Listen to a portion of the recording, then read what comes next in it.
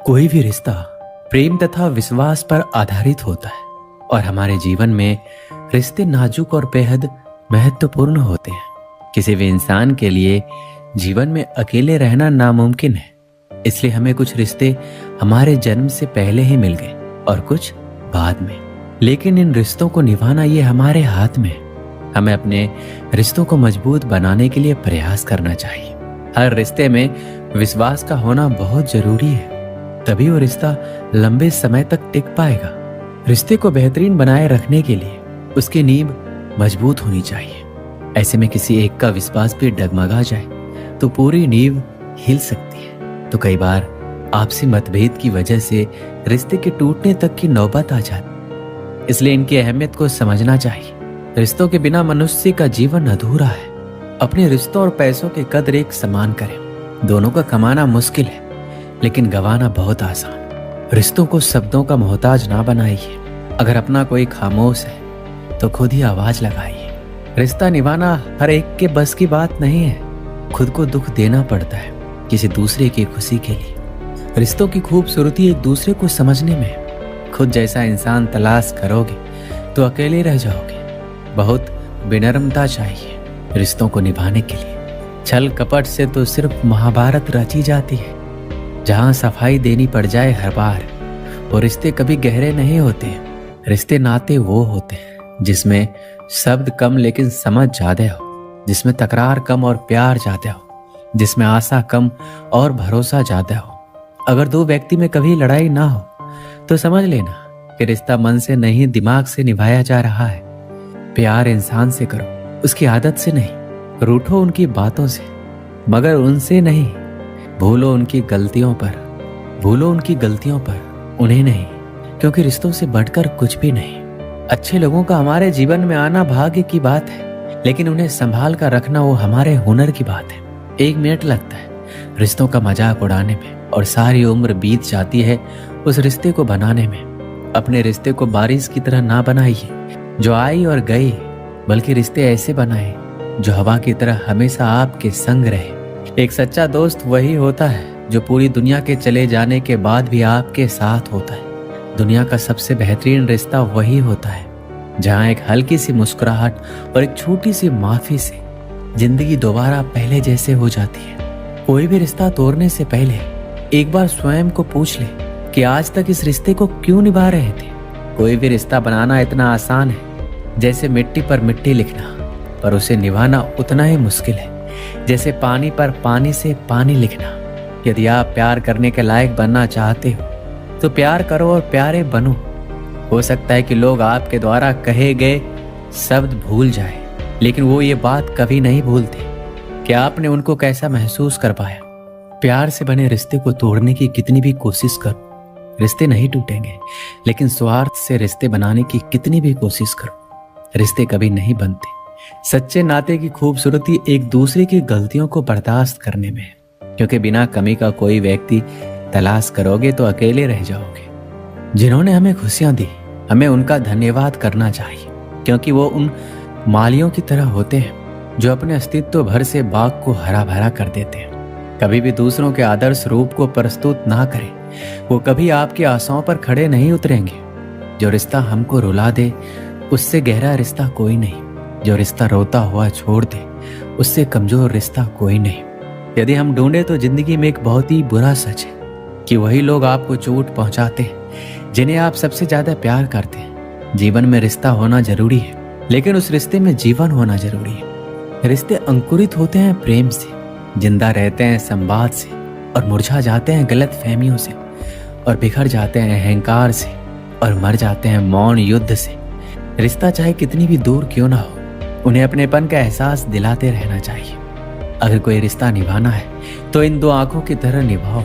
साथ सोती है, साथ जागती है, साथ हंसती है और साथ रोती है, फिर एक दिन साथ ही हमेशा के लिए बंद हो जाती है।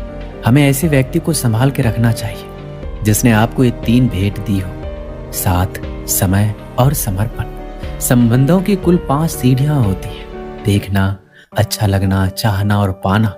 ये 4 बहुत सरल सीढ़ियां हैं, लेकिन सबसे कठिन 5वीं सीढ़ी है निभाना।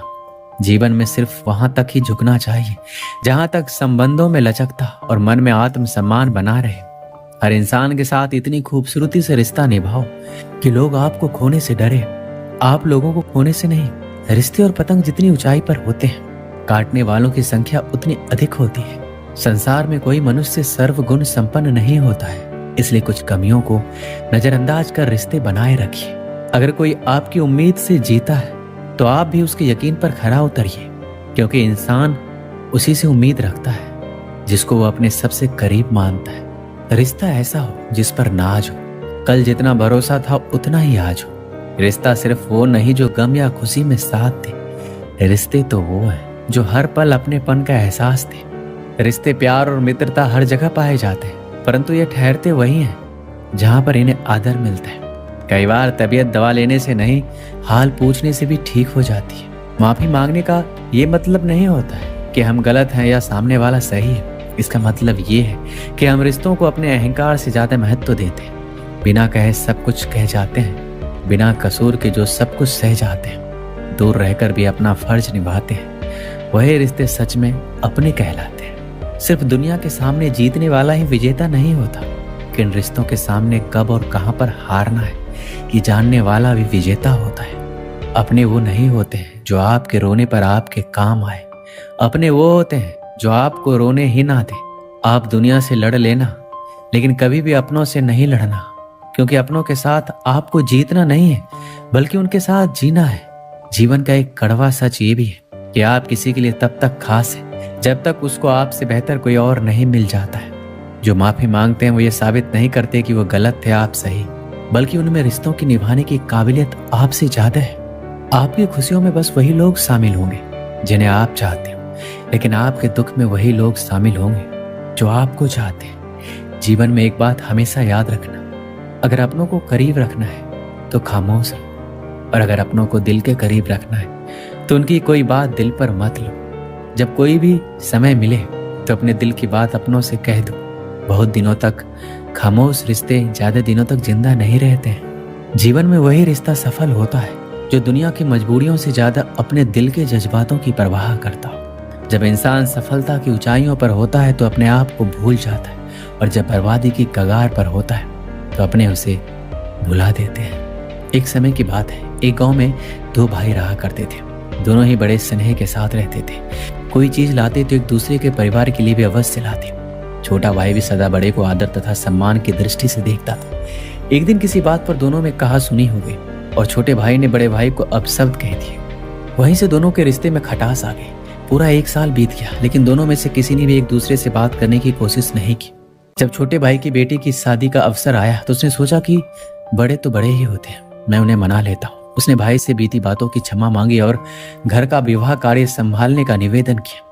लेकिन बड़ा भाई मन में बात लेकर बैठा था, इसलिए उसने विवाह में जाने से मना कर दिया। इससे छोटा भाई भी दुखी हुआ, लेकिन उसने ठान लिया कि किसी भी तरह भाई को मना कर रहूंगा। विवाह के लिए काफी कम दिन बचे थे।